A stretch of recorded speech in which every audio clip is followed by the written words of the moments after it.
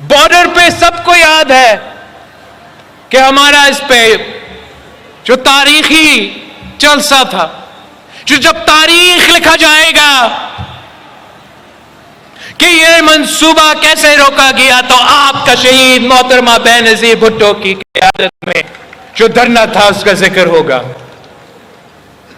مگر وہ ہمارا جلوس کہاں سے شروع ہوا؟ پہلا جو نکلا، پہلے دونوں طرف سے شروع ہوئے، لیکن پہلا کون نکلا؟ لاہور کے جیالے پہلے نکلے۔ انہوں نے قافلے سے لاہور سے ہوتے ہوتے سندھ لاہور کے بارڈر پہ پہنچے، کراچی سے لے کے وہاں تک پاکستان پیپلز پارٹی کے کارکن پہنچے۔ ہم نے آواز اٹھائی تھی۔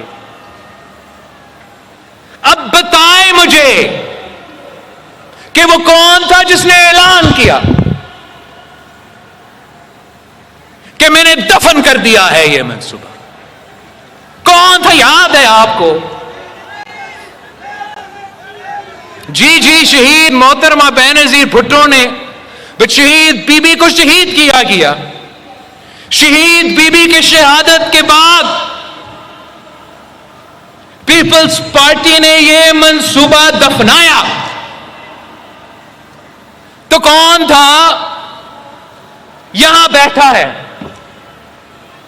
ہمارا گجران کا جیالہ راجہ پرویز اشرف،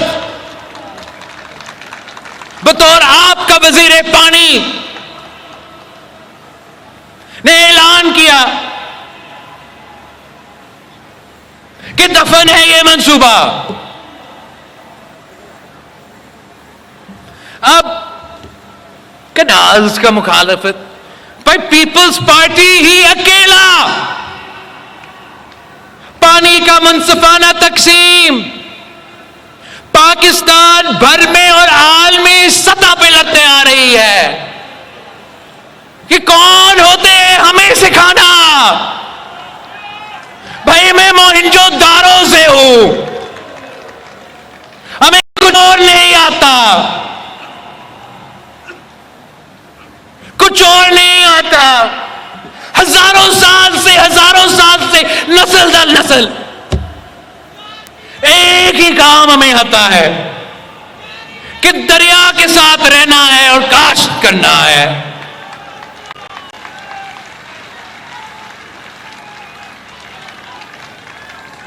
کوئی اور مجھے اب کمال ہے، مطلب وفاق کو بچائیں گے، پاکستان کو بچائیں گے، ہر سازش کو ناکام کریں۔ شہید محترمہ بینظیر بھٹو کے جیالے ہر وقت میں، ہر دور میں تیار ہوتے ہیں۔ 18 اپریل کو آپ نے میرے ساتھ آنا ہے حیدرآباد۔ آئیں گے آپ حیدرآباد، پاکستان کھپے کا نعرہ لگائیں گے، وفاق کو بچائیں گے، پاکستان کو بچائیں گے، دہشت گردوں اور انتہا پسندوں کو جواب دیں گے، پانی کی منصفانہ تقسیم کی جدوجہد میرے ساتھ لڑیں گے۔ آپ نے ماضی میں بھی ہر سازش کو ناکام کروایا، آج بھی انشاءاللہ تعالی آپ ہر سازش کو ناکام کروائیں گے۔ میں تو جانتا ہوں کہ پاکستان پیپلز پارٹی اپنے منشور اور اپنے اصولوں کے مطابق سیاست کرتی آ رہی ہے، اور حکومت کے بیٹھے ہوئے جتنے بھی جماعت موجود ہیں ان کو معلوم ہے کہ پاکستان پیپلز پارٹی نے ہمیشہ قومی مفاد کو ترجیح دی ہے، قربانیاں دی، مگر قومی مفاد کو ترجیح دی۔ آج قومی مفاد کیا ہے؟ قومی مفاد یہ ہے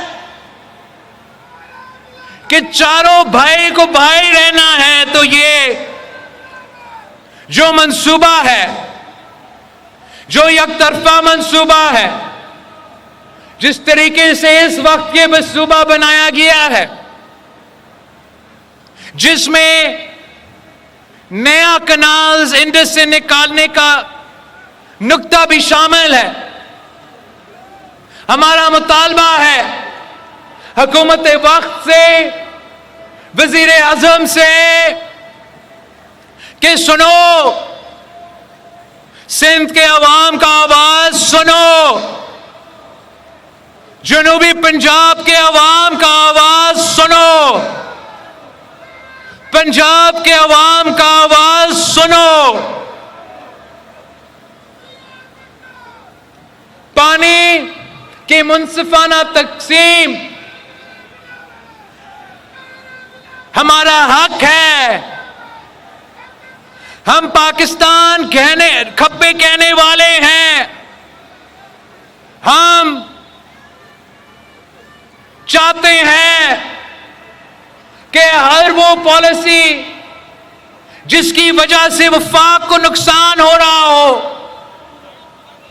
وہ واپس لیا جائے،